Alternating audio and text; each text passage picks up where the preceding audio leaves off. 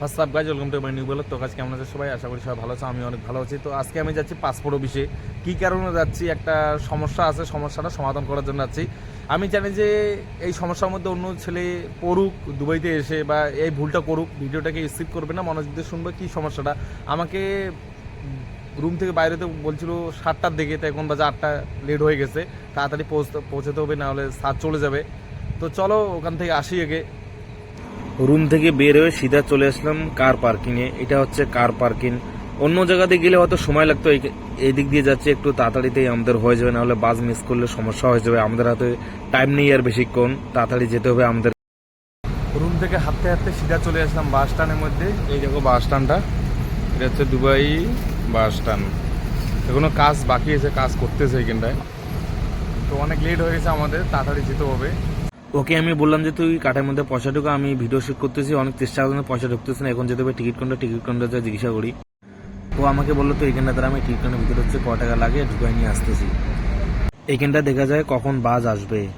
ও বলতেছে তাড়াতাড়ি চল, বাস চলে গেছে, তার জন্য আমরা দৌড়ে যাচ্ছে বাসটাকে ধরার জন্য। এই বাস তো আমরা মিস করে আধা ঘন্টা অপেক্ষা করতে হবে আবার বাসের জন্য। কেউ উল্টো পাল্টা ভেবে না যে দুবার মধ্যে দৌড়েছে, এখানটা কেউ কাউকে দেখে না। আমাদের তাড়াতাড়ি পৌঁছতে হবে ওইখানটা, না হলে সারার দেখা পাবো না, কোনো লাভ হবে না আমাদের ওইখানটায় যে। তো ফাইনালি বাসের মধ্যে আমরা ঢুকলাম। এইভাবে কার্ডটা রাখতে হয়, কার্ডটা রাখলে আপনার থেকে ওরা পয়সা কেটে নেয়। তাতে তো বাসটার মধ্যে ঢুকলাম, কিন্তু যে ট্রাফিক পড়ে না, ট্রাফিকে যদি লেট হয় তো ওইখানটায় আমাদের সমস্যা হয়ে যাবে। কিন্তু তাও চেষ্টা করবো তাড়াতাড়ি যাওয়ার, কি হয় কপালে এখন। ফাইনালি অফিস চলে আসছে আমি।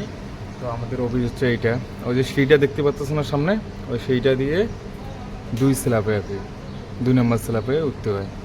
তো এখন যাই উপরে, দেখি কি বলে।